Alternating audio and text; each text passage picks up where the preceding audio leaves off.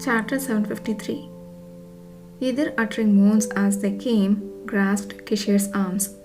The man, not losing his grip on either's ankles, crossed over his shoulders, firmly held them and pressed his lips there. The pronounced shin bone, the calves slightly mottled with traces of abrasions, and the lean top of the foot.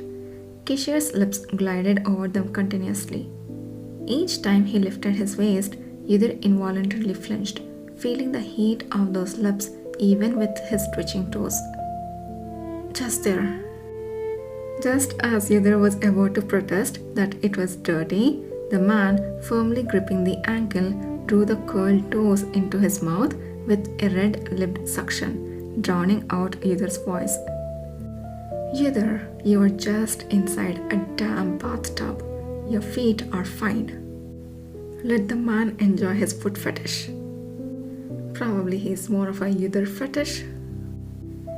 Despite the more intense sensations arising from their clashing lower abdomens, Yudhir couldn't tear his eyes away from the sight. The tongue, capable of seducing anyone, now humbly worshipped Yudhir's feet. The eyes that frantically revealed his pleasure mirrored every reaction of Yudhir's wide-open eyes and body. Yudhir and Kishir had intertwined many times, and during the previous heat period, Yudhir had completely submitted to the man's lips. However, this indulgence felt new. Previously, there had been a purpose, a soothing intent, but now it was purely for the sake of the act itself. Kishir, like a beast satiating its hunger, began to move his hips more quickly and resiliently than ever. Their bodies churned together, stirring the sheets like frothing waves. The repeatedly rubbed inner thighs burned hot. Despite the slippery oil, some areas stung sharply. However, this mild itching and irritation strangely intensified the pleasure. Doubting his own affinity for pain, Yudhir swallowed his moans. Kishir's movements, sometimes pressing up beneath Yudhir's genitals and reaching near the navel, stirred an erratic array of sensitive sensations.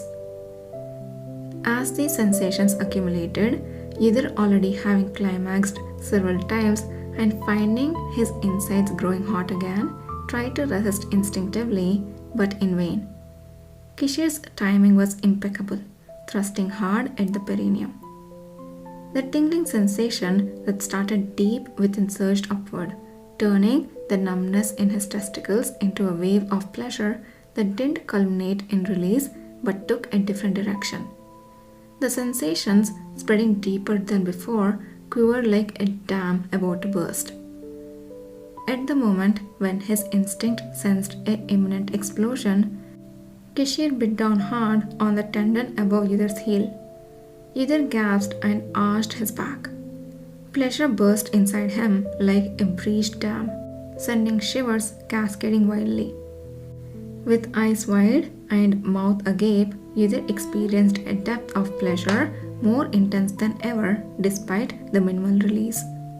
Simultaneously, Kishir, on his second climax, released so much that it drenched past Yudhir's thighs, soaking the closed groin and buttocks area. For a moment, Yudhir lay still, feeling the sensations that had swept through his body, breathing heavily. Indeed, Kishir had not lied. It was an incredible experience, one that was hard to believe could be achieved without physical insertion. Kishir finally lowered Yudhir's ankles, which he had stacked upon each other. As Kishir's grip released, Yudhir's thighs fell apart weakly, revealing his disheveled lower abdomen. The area, soaked and smeared with scented oil and semen, looked indecently raw, still marked by the redness caused by friction. Yudhir, seemingly indifferent to this, didn't pay any mind, but Kishir's gaze lingered there for a long while. "Why do you look so intently?" Yudhir asked. "I was just reminiscing if I had ever seen anything as beautiful as this in my life," Kishir replied thoughtfully. Yudhir frowned slightly, silently bringing his legs together. Kishir chuckled softly and reached for a long cloth entangled at the head of the bed, gently wiping Yidhar's damp skin. Did it hurt? Kishir inquired gently. Where do you mean? Yidhar asked. There, from before. Kishir's fingers hovered teasingly close to the inside of Yidhar's thigh. Yidhar glanced down indifferently, then shook his head. No, not at all. If anything, Yidhar wondered if he had actually enjoyed the sensation of being rubbed. That's good to hear. Having cleaned Yidhar's skin, Kishir lightly kissed his forehead once more. Though the gesture was similar to before, his demeanor seemed more relaxed, more content. Yidhar, having achieved what he desired, felt a deep satisfaction blossoming from within. With their purpose fulfilled, the vivid connection of emotions they had shared seemed to quiet down, closing off as before. They lay comfortably together, their limbs entwined, feeling each other's heartbeats. In Kishir's embrace, none of the thoughts that had previously troubled Yidhar's mind could intrude. Surprisingly, everything felt calm, clean, and peaceful. Peace. Despite the irony of the word in their current context, it was undeniably fitting. As Yidhar slowly savored this unfamiliar sensation, a low voice suddenly broke the silence. I had something I wanted to ask earlier, but can I ask it now? It can wait if you're sleepy, the voice said gently. Yidhar opened his eyes reflexively, shaking his head as he met the speaker's gaze. No, I haven't fallen asleep yet. Please go ahead. What could he possibly ask? Yidhar pondered. But then a question he hadn't anticipated at all was posed. I was curious why, after dealing with the southern merchants, Nathan returned seemingly unscathed, but you came back exhausted and disheveled. I heard from Nathan that he used an enormous amount of power unexpectedly while dealing with them. Yidhar felt as if he had been caught off guard, momentarily speechless. It seems that might be the cause of your condition, but I never heard anything related to that in the reports. Was there a reason you needed to use such strong power then? The moment Yidhar recalled Aton's face, the brief peace he had felt was momentarily disturbed. No! Yidhar, just admit it was because of the crushed candy, please. I'm sure Kishir would love it. He would probably explode out of intense happiness.